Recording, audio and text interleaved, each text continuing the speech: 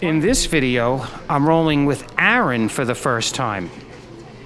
Aaron reminds me of Shahan because they have a similar body type and similar style. And then I found out they're both from Sri Lanka, but they don't know each other. There's not a lot of people from Sri Lanka at the academy.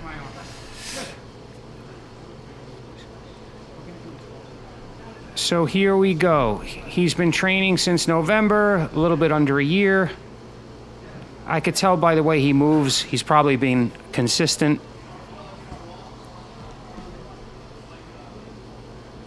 He has good athleticism. He's only 143 pounds, so I outweigh him substantially. So here I was able to control his arm enough where he couldn't base because I dropped him to his back right diagonal. His arm doesn't go that way, so it's very easy to sweep him over. Here I'm underhooking his leg so he can't get up, and then he inverted, which is similar to how Shahan rolls. I'll include the links with Shahan in the description.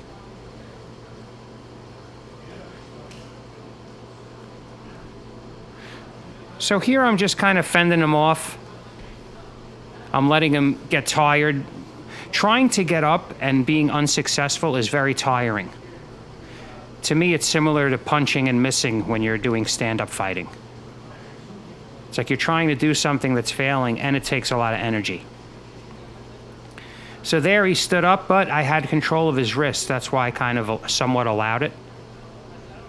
See, I still have it. So I have my butterfly hook in and I have control of his left wrist.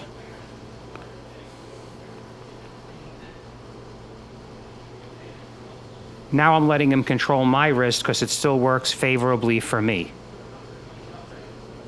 I want to occupy that hand with wrist fighting. That's not going to help, or that's not going to help him. So now I'm starting to set up a choke.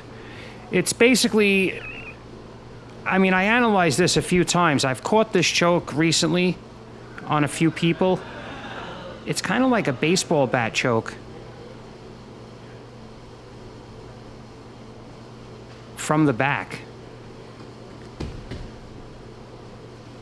So there, he did a good job defending, and I went straight to the Americana. It didn't take a lot of effort. It didn't take a lot of explosiveness. It just took knowing that that arm was hanging out there. Elbow away from the body. It makes it easier to control that arm because it doesn't have any major muscles to engage to resist. So by the time the Kimura goes on, it's too late. So here I'm looking to get behind his arm. As you can see, I'm throwing my leg over the back and I'm setting that choke up again. It's like a baseball bat choke, as you can see by the clinch of my hands. So I have one forearm under his throat and I'm off to the side, and that gets the tap. So I'm asking him about it because in all honesty, I wasn't sure where I was going with that.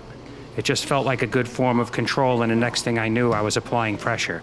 And as I said, I caught this on a few people already, so it seems to be something new that I'm developing that I'm sure always existed, but I'm just discovering it. So he has bad head posture. That allows for me to pull him forward.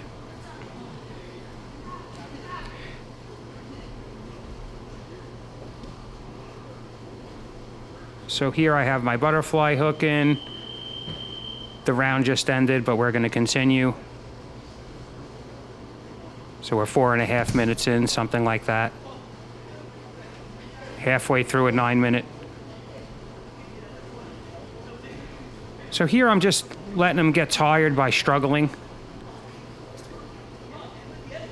I'm just A-framing on him. Now I have an underhook, and that allowed me to sweep. So as soon as I got the underhook, I'm able to use my butterfly hook to kick him over. And sometimes if you catch him off guard, even if he would have thought of it, he could have put his hand out to base, but sometimes if you catch him off guard, you could just roll him over. So here I have like a front guillotine, and then they call it like a 10-finger choke. So I'm pulling my hands up into his throat, and I'm gonna, see, he was thinking of tapping there, and then I pushed my hips down and I folded his neck over my hands, and that forced the tap. This is a choke I never use, and I pretty much just improvised it because he stuck his head there. Usually people aren't gonna put their head in between, under your chest, in between your legs. But if they do, the Peruvian necktie is there, the Japanese necktie, and the 10-finger pull-up choke, as I refer to it, probably incorrectly. So now I'm just explaining to him the same principles you've heard me discuss 100 times.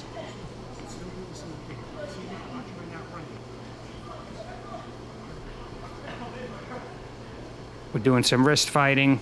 Again, he wants to fight my legs, not my wrists. If I'm wrist fighting, I'm just stalling. So here I was able to snap up into now from here I could get the Dars to Anaconda, the guillotine, everything's from this position. So as you can see, I'm kind of getting like an improvised necktie again. And he can't get his head out, and it's just getting worse until he had to tap. So these chokes are coming from his bad posture. Now what's funny is people on the street or any normal person, they're gonna just charge into you and they'll probably give you that choke 9 times out of 10. So when we train jiu-jitsu, we're training to defeat someone who knows jiu-jitsu. That's why when you start, you think a blue belt is so amazing. And then after you've been doing it for 15 years, you think a blue belt is a beginner. But a blue belt is gonna be a handful for anyone in the street because they're just gonna give you the worst reactions that make your jiu-jitsu the most applicable.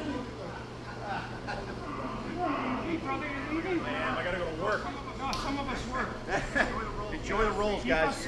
Yeah, see you later. That's one of the students there who is a detective. Great guy. Gave me a brown belt keychain when I got my brown belt. I thought that was so thoughtful of him.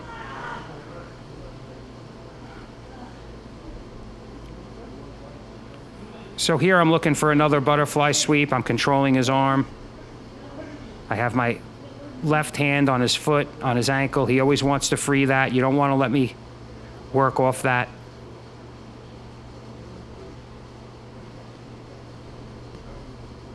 So here I'm looking to get behind his tricep and take his back. See my right hand, I'm pushing his tricep. And that actually ended up giving me the sweep. And now I just go to my guard pass, knee on belly. He rolled out of it. I controlled his arm behind his back. And he was able to get his guard back, but he did a lot of athletics to do it. So I guarantee you his heart rate's up at this moment and is struggling to breathe.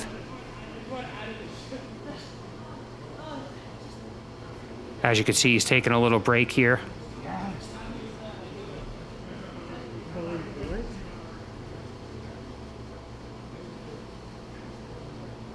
He's breaking my posture. I'm giving him the broken posture because I want him to open the guard to attack, a submission to go, see? So now he's starting to do that. And I'm keeping my arms in like a diamond formation. That prevents him from getting any meaningful connection. So you'll see this even when I'm mounted or something. I use it, I call it like the diamond with my arms. So I have the diamond with my legs to initiate a submission and the diamond with my arms to defend.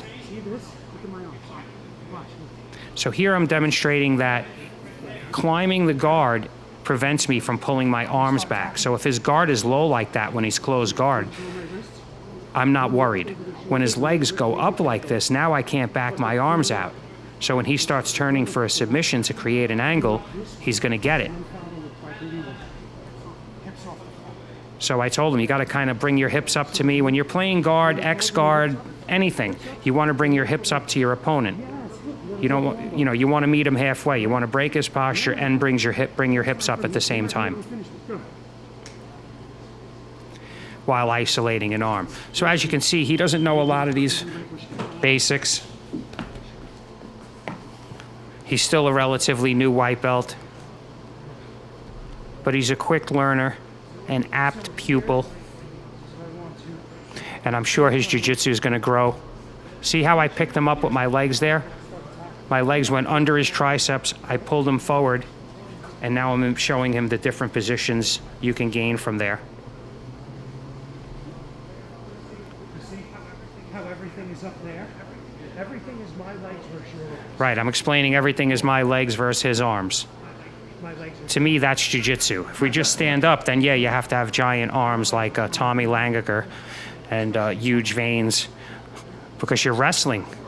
Whereas this, we're using our legs against your opponent's arms. And usually your legs are going to be stronger unless the guy's a real titan. So I'm showing him once the posture's broken, you can climb your leg up to continue to hold that broken posture. I mean, there's 100 ways you could do it. High guard, they call it. There, I just took an arm bar. I switched to a triangle. I'm showing him the arm bar triangle dilemma. That's like a Choi bar.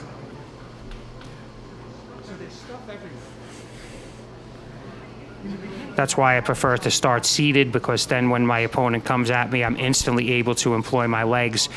Whereas I try to out-wrestle a guy that's 20 or 30 years younger than me, and even if I get the takedown, I still have to pass his guard, which I love to do. But I'd rather sweep and either end up past the guard or sweep and then go into my guard passing. It's so much safer. And it puts my legs up against his arms. So here I'm getting my hook escape. I call it like the butterfly hook escape. I'm trying to name it. But basically when I get my butterfly hooks in here, I'm able to turn around and escape. And that was a really good example of it. It's definitely in many of my other videos if you watch. So I'm gonna go into slow motion cam. Look, I have 2-on-1 wrist control. He's not gonna be able to grab me with that hand. So I'm getting the hooks in. And I'm trying to pretend that I'm sweeping to his right. Look, see, I'm trying to get him to think I'm pushing him to his right. And then when he's really resisting, he's gonna start to pull back. And that's when I'm gonna go. See, now I reversed my grip on his arm, and I'm gonna start pulling now. So first I was pushing. And what that's gonna do is open him up and allow me to get 2 hooks in. I could do this with 1 hook, just the right hook. I could kick him off. But with 2 hooks, it's even easier to spin and control him. So I got the 2 hooks in. He thought he was going right, and now I'm gonna push him to his left, which gives me the escape. So whenever you're in that position and they step up with their right foot, it leaves them vulnerable to the hook. See, there it is. He stepped up with his right foot. Back in regular motion again. See, I pretend I'm gonna pull him right, and now we're gonna go left. Boom. And I'm out. And it's safe. So here I'm starting in side control. I wanna see what he does to escape. What is his escape? So first he instantly gives me the gift wrap. That's a big mistake. Because now he's doing a lot. You can see he's really working. He's using a lot of effort. So how'd you get out? So he finally spun out, and I asked him, how did you get out? Oh, I don't know, I just floundered like a fish. So you have to learn to, when you're escaping, do it slower so you could understand the details and mechanics of what you're trying to do. If you just start bucking all around, maybe you'll get out sometimes. In no-gi, you might get out 50% of the time, but you're using a ton of energy, and you're getting out to a position that's unfamiliar.